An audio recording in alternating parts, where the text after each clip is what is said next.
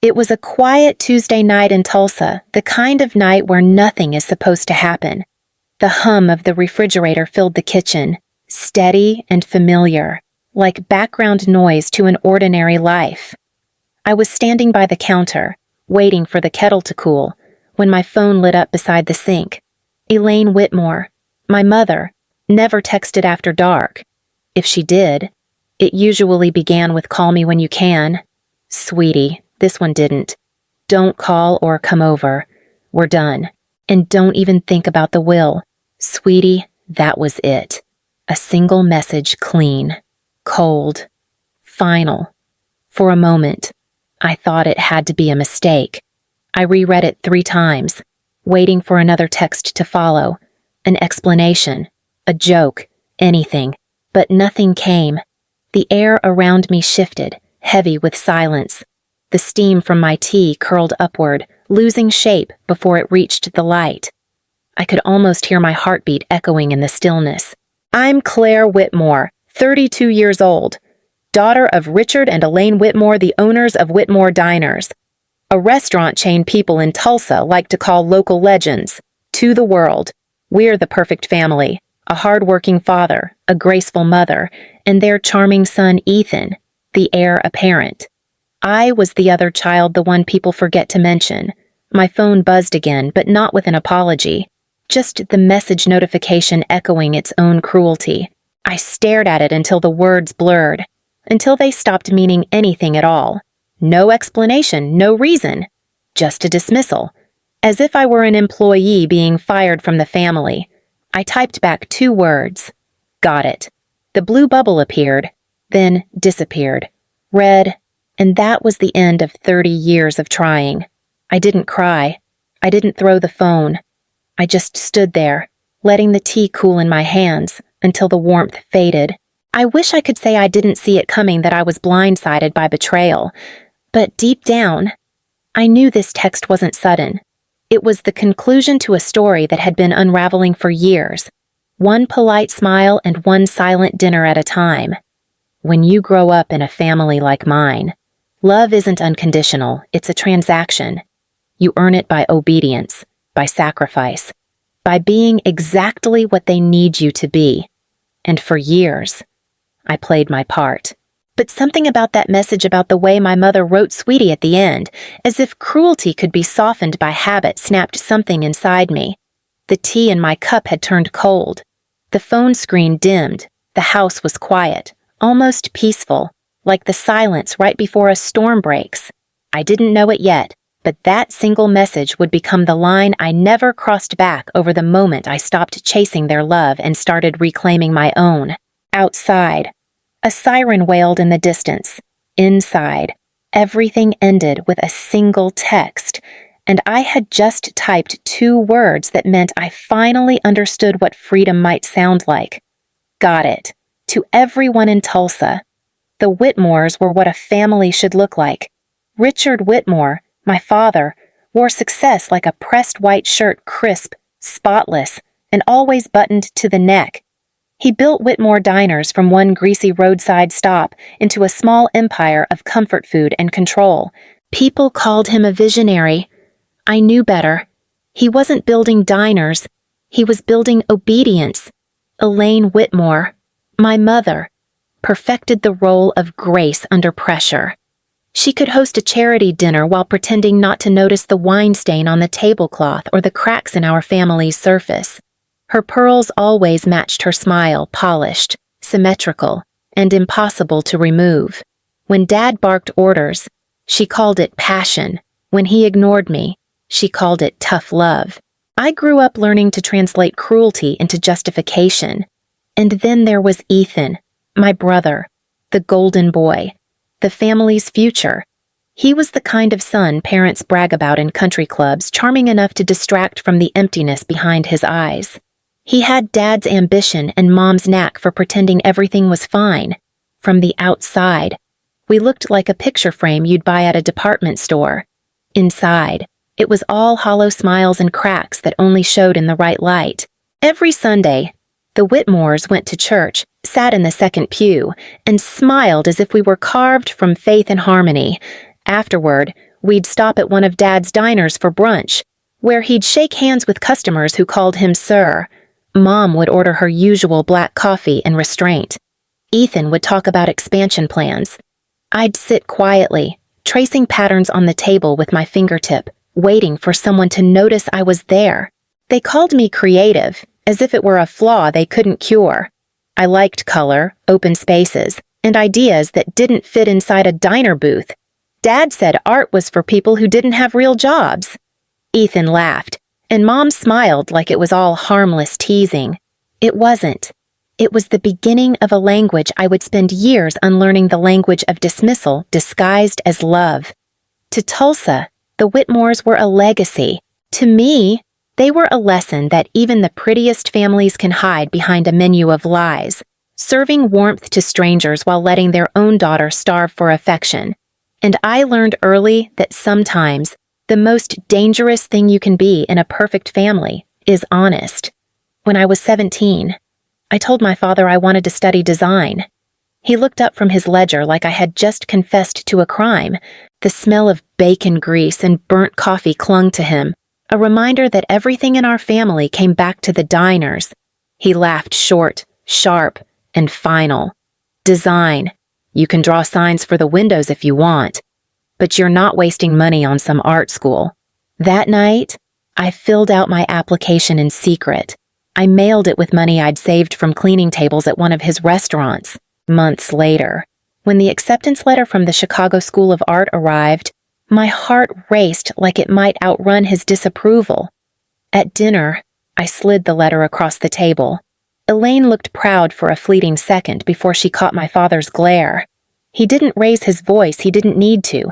His words were enough. If you walk away from this family's work, you walk away from our support.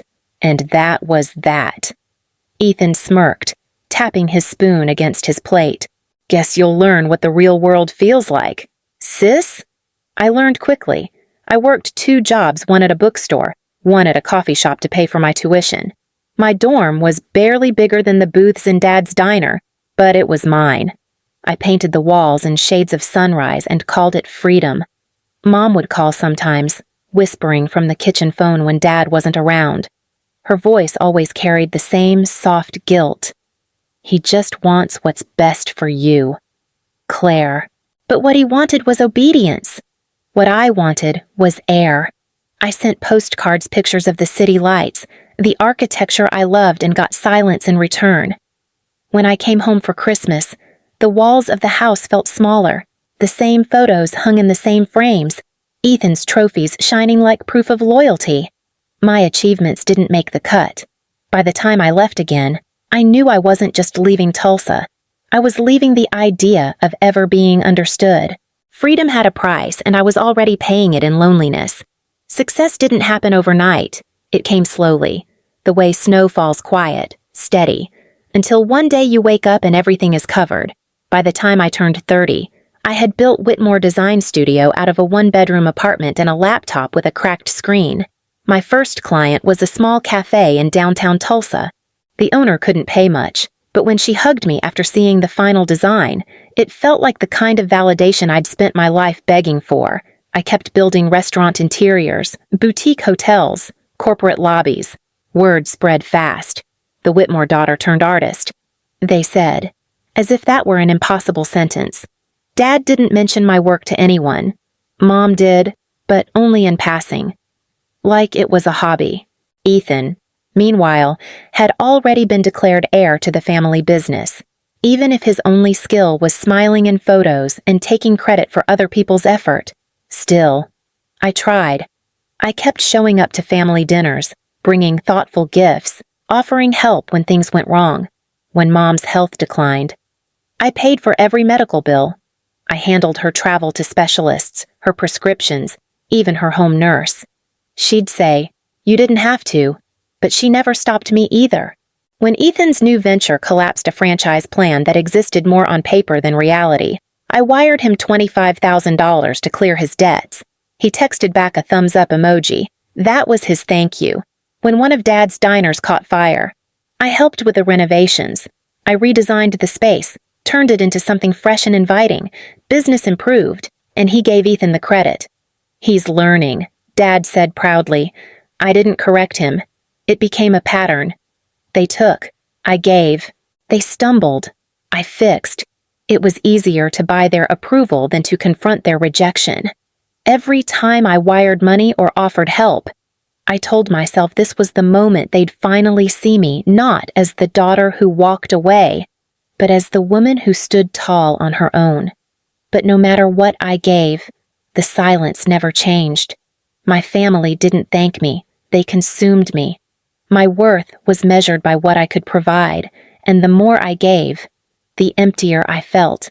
Sometimes I'd stand in my apartment late at night, staring at the city lights flickering through the window, wondering if love was supposed to feel this heavy. I used to think giving would make me belong. Now, I was starting to suspect it was the very thing keeping me outside.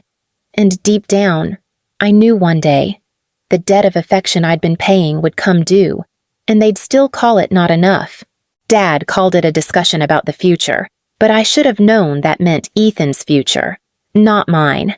The text arrived early Sunday morning, short, polite, impossible to refuse. "Dinner tonight, family only," by evening. The Whitmore house smelled like roasted lamb and tension. The long oak table gleamed under the chandelier, lined with framed photos of Ethan cutting ribbons at new diner openings, shaking hands with city officials, and standing beside Dad like a trophy that could talk. There wasn't a single photo of me. Not one. Mom was setting the table when I arrived. Her pearls caught the light, her hands trembling just enough to notice if you were looking for it. "You look tired, sweetheart," she said, kissing my cheek without meeting my eyes. "Don't make tonight harder than it needs to be." Ethan and Lena were already seated. He grinned like the host of his own party. "Nice of you to make it, sis. We're talking big plans tonight." I smiled back, the polite kind that doesn't reach the eyes. "Then let's get to it." Dad entered last, commanding the room before he even spoke. He didn't need to raise his voice. Authority followed him like a shadow. "Claire, we want your opinion on something," he began, stabbing his fork into the roast. "The expansion project." For once, I was ready. I opened my laptop, heart pounding but steady. I'd spent weeks preparing a proposal, a sustainable redesign plan for the Whitmore diners. It wasn't just decor, it was efficiency, energy-saving materials, modern layouts, long-term profits. I spoke for maybe 5 minutes before Dad interrupted. "You think hotels or diners care about recycled wood?" His voice was flat, sharp enough to slice. "People want cheap food, not fancy experiments." Ethan chuckled without looking up from his phone. "Stick to decorating hotels." "Claire, you've always liked pretending." Mom adjusted the napkins, pretending not to hear. Her silence stung more than their words. "It's not decoration," I said quietly. "It's design. It saves money. And it's the future." Dad leaned back, crossing his arms. "We're not throwing money at your pipe dreams. Ethan's opening a new location. That's where our focus is." Something in me, the fragile thread of patience I'd held for years, finally snapped. I looked straight at him. "I've covered your debts, your equipment, Ethan's failures. I've earned the right to be heard." The table went silent. Even Ethan's smirk faltered for a second. Then Lena spoke. Voice soft but firm. "I think Claire's idea is smart," she said. "Sustainability matters now. It could help the brand." Ethan shot her a glare that could burn through glass. "Stay out of it, Lena." Dad waved his hand dismissively. "Enough. Meeting over." I closed my laptop slowly, the click echoing like final punctuation. I caught Lena's eyes across the table. There was something there. Fear, maybe, or guilt, but also a flicker of truth. As I stood to leave, she mouthed the words that would change everything I need to tell you something. Outside, the air was thick with summer heat, the kind that feels heavier after disappointment. I sat in my car, hands gripping the wheel, watching the light from the dining room flicker through the curtains. Inside, they were probably already back to laughing, to pretending nothing had happened. But that flicker, that unspoken warning from Lena, stayed with me all the way home. I didn't know it yet, but tonight wasn't about the meeting. It was about the secret that meeting had been built to hide, and once I found it, there would be no going back. The night air was heavy when I stepped outside, thick with the smell of cut grass and rain. The dinner had ended, but the words still clung to me like smoke. I was halfway to my car when I heard the screen door creak open. It was Lena, her face pale under the porch light. She looked back over her shoulder before whispering, "Wait." I froze, my keys in hand. "What is it?" She took a deep breath, twisting her wedding ring nervously. Ethan's been taking money from the diners for years. The world seemed to tilt. "What are you talking about?" "I found the transfers," she said quickly. "Thousands of dollars from the restaurant accounts, hidden in a personal fund. He told your parents he was using it for business development. He's been lying to them." I stared at her, searching for any sign of exaggeration, but her eyes were steady frightened, not deceitful. Inside the house, laughter drifted through the windows, the familiar, hollow kind that always followed a family argument. It felt like hearing a language I no longer spoke. "Does Dad know?" I asked. She shook her head. "He won't believe me if I tell him. But you need to." My throat tightened. Telling him wouldn't change anything. Dad had already decided who he believed in, and it wasn't me. Through the window, I saw Elaine standing by the kitchen counter beside Richard. Papers were spread out before them, the soft scratch of a pen breaking the silence. My mother's hand trembled as she signed. Dad said something low, final. Then he smiled, a small, satisfied curve of his lips. I didn't need to hear the words. I already knew. They were finalizing the will. Ethan, their golden boy, their pride. Their thief was the one inheriting everything. And I, the daughter who paid their debts, was being erased. Lena touched my arm gently. "I'm sorry," she whispered. "I just thought you should know before it's too late." I nodded, numb, my heart pounding hard enough to drown out the laughter inside. That night, as I drove away, the porch light of my parents' house grew smaller in the mirror until it disappeared completely. Somewhere deep down, I understood that what I'd lost wasn't money or legacy. It was the last illusion that this family ever loved me.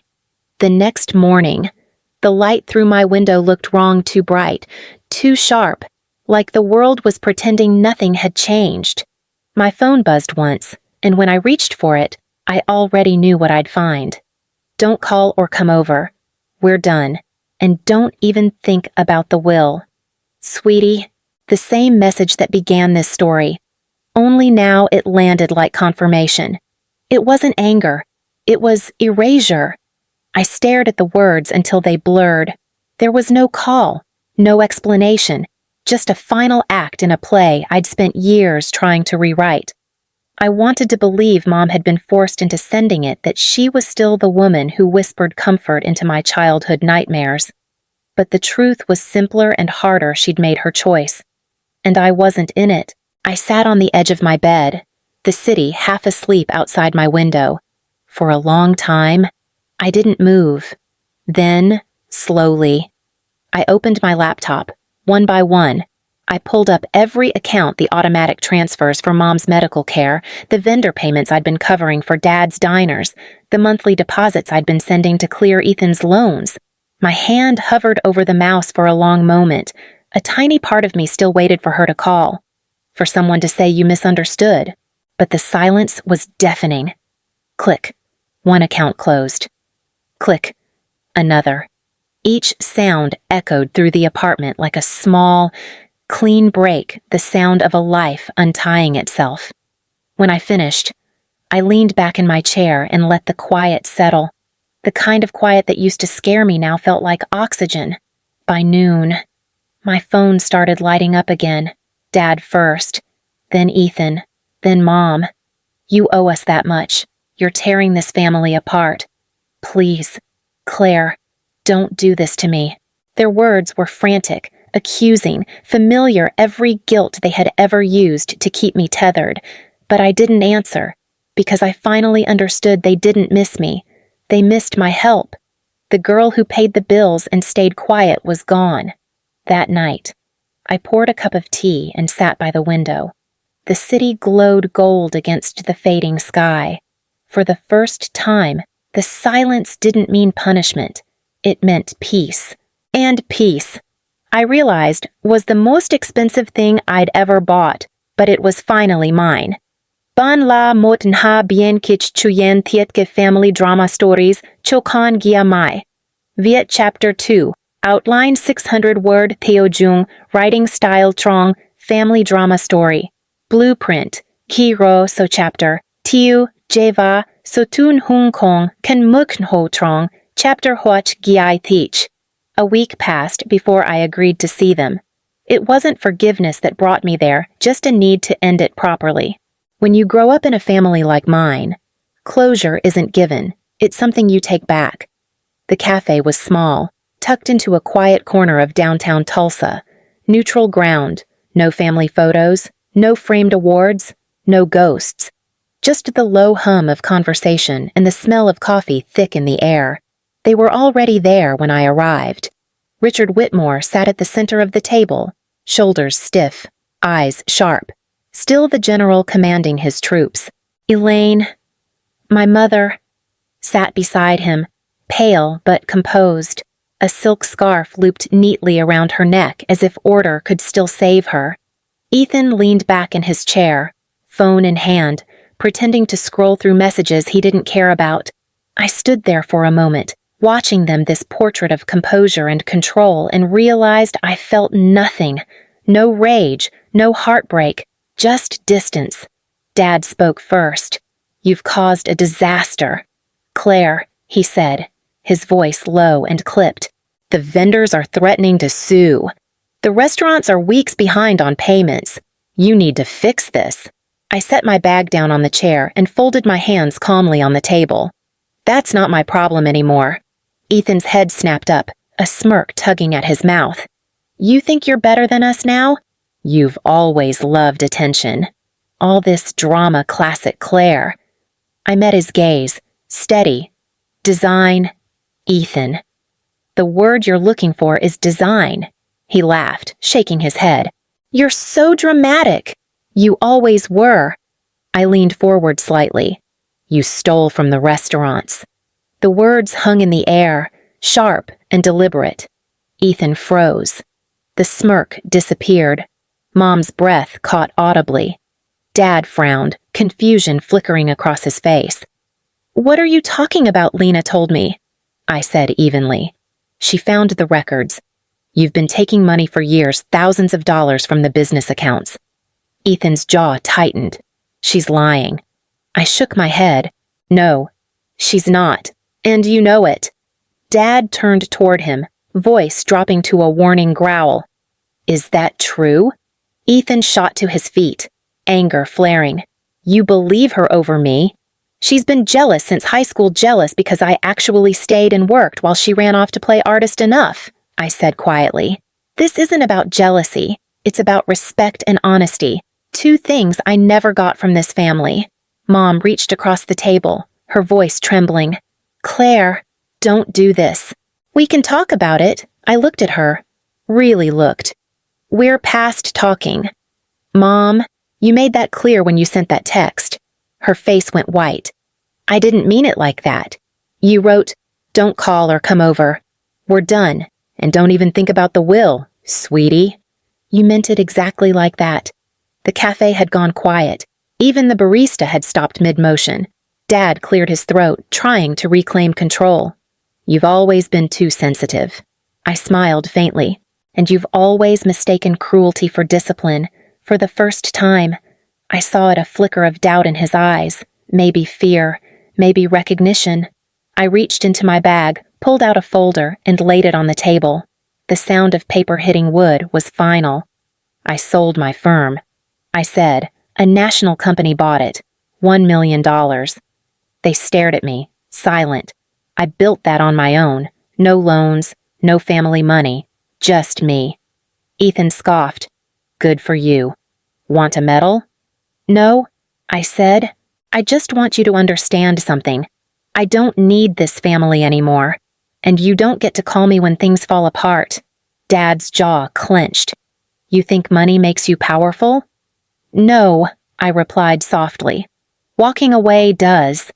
The silence that followed was heavier than any scream, the weight of years balanced on a single truth: I didn't belong to them anymore. Mom's eyes filled with tears. We're still your family. Family doesn't use you like an ATM, I said quietly. Family doesn't write you off when you stop paying. Ethan slammed his fist on the table. You're pathetic. You think you can just cut us out? I stood, meeting his fury with calm. Funny. That's exactly what you did to me. He opened his mouth again, but I was already turning toward the door. Dad's voice rose one last time. You'll regret this. Claire. I paused, one hand on the chair. Maybe, but at least I'll regret it on my own terms. The bell above the door chimed softly as I stepped outside. The air was cool, the sun low on the horizon, painting the street gold. My phone buzzed again in my pocket, but I didn't look. Through the cafe window, I could still see them, 3 silhouettes arguing among themselves, voices muted by glass. For years, that sound had defined me.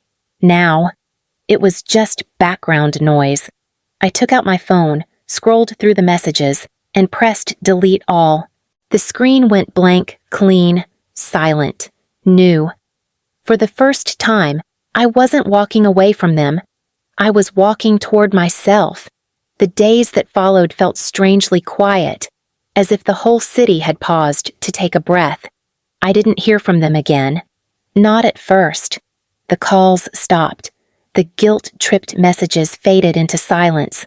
For the first time, there was space in my life that wasn't filled with their demands. A month later, the news found me not through a phone call, but through a headline. Whitmore Diners face bankruptcy, financial mismanagement under investigation. There was Ethan's name in print, next to words like fraud and embezzlement.